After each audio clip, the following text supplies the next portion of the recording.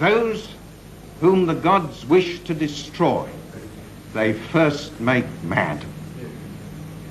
We must be mad, literally mad as a nation, to be permitting the annual inflow of some 50,000 dependents who are, for the most part, the material of the future growth of the immigrant-descended population.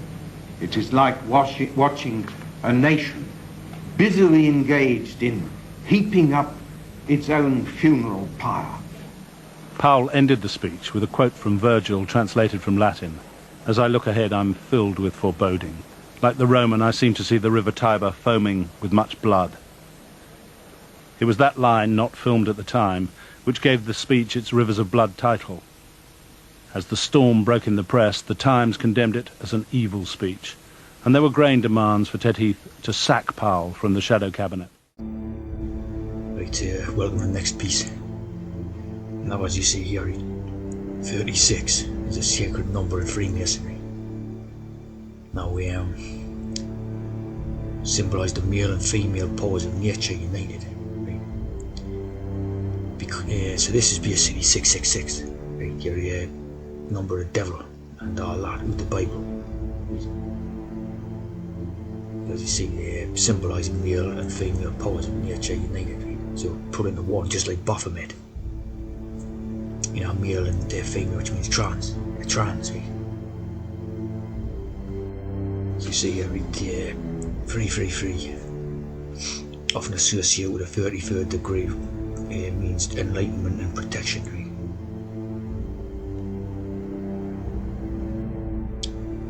So here you see in the TV news here story, right? With Afghan migrant 2-3 who abducted and raped 12-year-old girl. Right? So there's 1, 2, 3. So there's your 333 good. You got your 2 3s there and your 3 there. 333. Yeah. Which also becomes 33 around 777. So this is like all Masonic, and you see you got E, which is again 33. So it's all Masonic stuff. Right?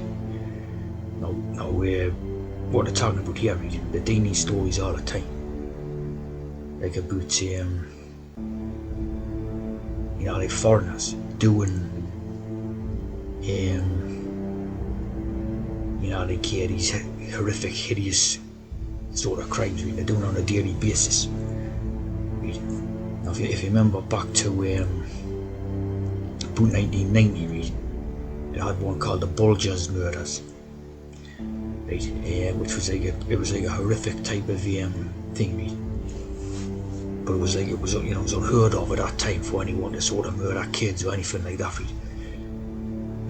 Now we've got stories like literally every day about murdering kids, raping kids and all, because they had the horror type of ideas off the scales now. Right? But they're interesting, they're always using foreigners to date, right? In these stories. Right?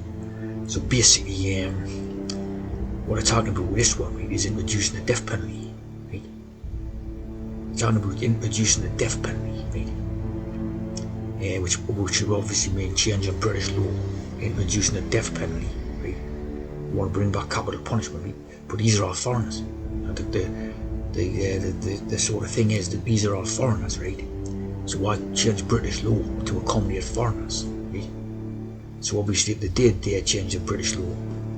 I mean, ironically still do have certain offences what carry a hanging penalty like treason, right? High treason, but they conveniently ignore that, right? To protect their own politicians and what have you, and all that. Right?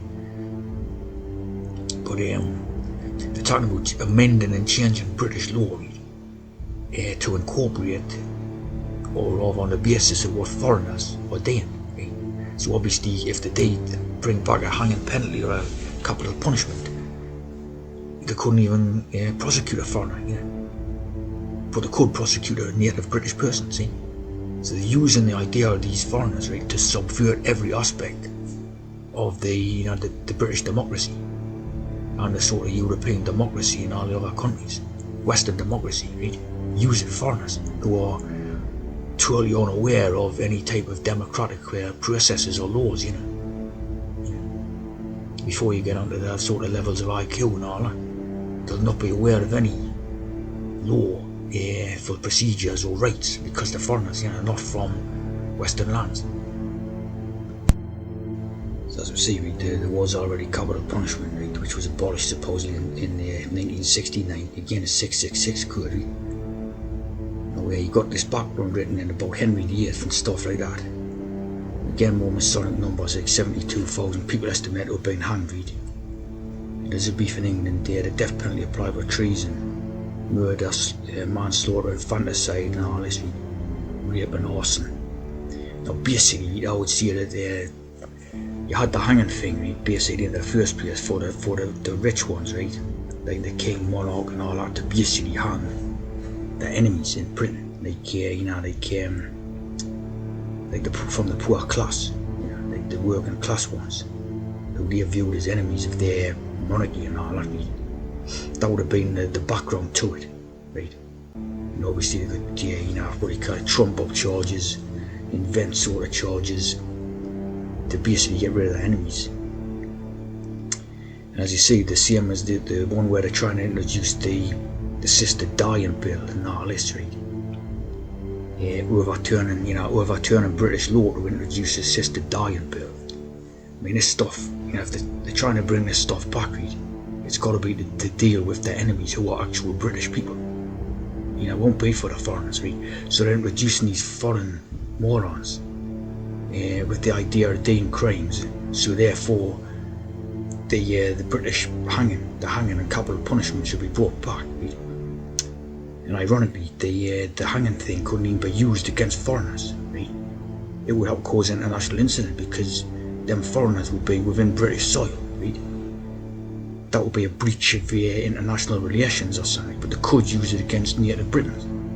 So you see what they're trying to do, subvert every aspect of the British democracy, right?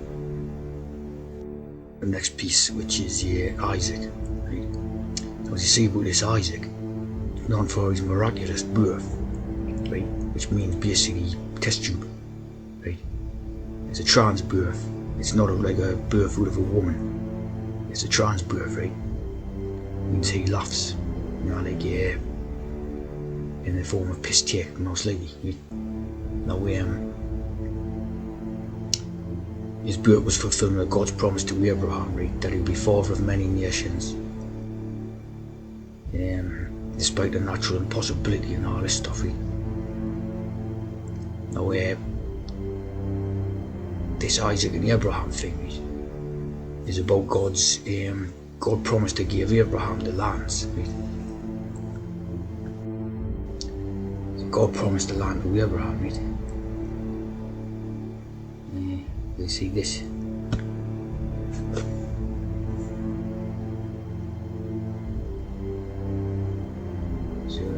Northward, southward, eastward and westward, right?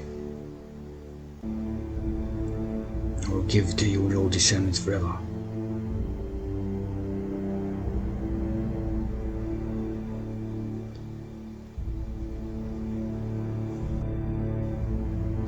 You see here, we go from your country and your kindred and your father's house to the land that I will show you, and I will make of you a great nation. Him who dishonors you I will curse. So basically, what this is talking about is going to other lands, right? Because God has sort of promised them to have all the land, right? So basically, when you have Abraham, right? So basically, Islam and Judaism is Abrahamic. So the promise is given to Abraham to inherit the lands, to travel to the promised land and then take the land. Right? See, this is in area 33, with a one in between to make the 7, the separationist code. Right? See here it's stating that God will give Abraham's descendants the land of Canaan as everlasting possession, right? Even when the land was initially owned by us.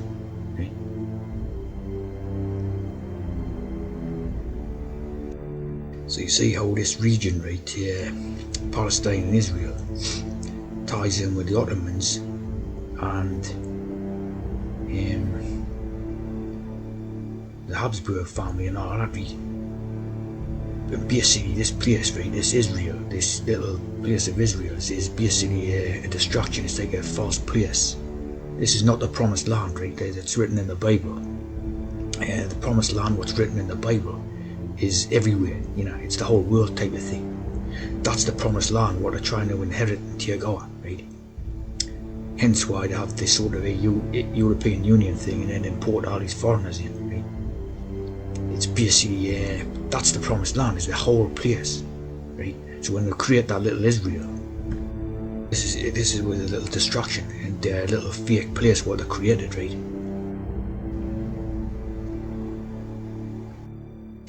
So again, you see, so on that day I will set out to destroy all the nations that come against Jerusalem. Bear in mind, you have Islam. Islam is a spelling of Islam. It's another spelling of Islam is Islam. And you have obviously the Jews in there. Here again you have the 36 code, right? You have your 666 code, and this Zechariah, right? Now here you see the genders in the Talmud and Torah. Right?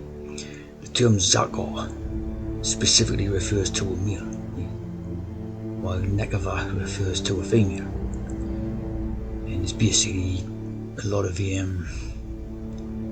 7 genders in the Talmud, including the Tom-Toms, Elonites, and Saris, like Abraham and Sarah, Saris.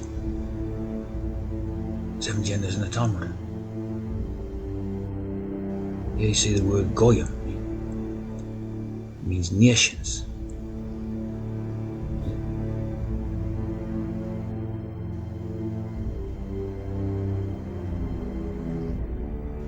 Jeremiah 3:11, which is again 33, right?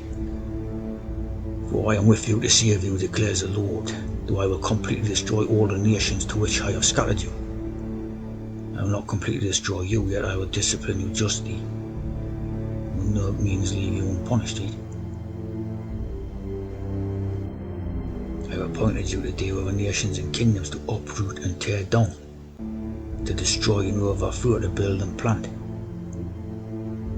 Jeremiah 1:11. This one, Deuteronomy 19.1, right? So it's like 19, COVID-19 and 9/11. Right? The Lord your God will destroy all the nations that are living in the land that He's given you. You will force them out and live in their cities and houses. So you can't exactly get much more obvious at what's going on. Right? Again, we forget this flag. Like, this flag is like a false. Right? It's the people. The people is Israel, right? So Israel is greater than all nations, right? Destroy all enemies under the heaven. Deuteronomy 7.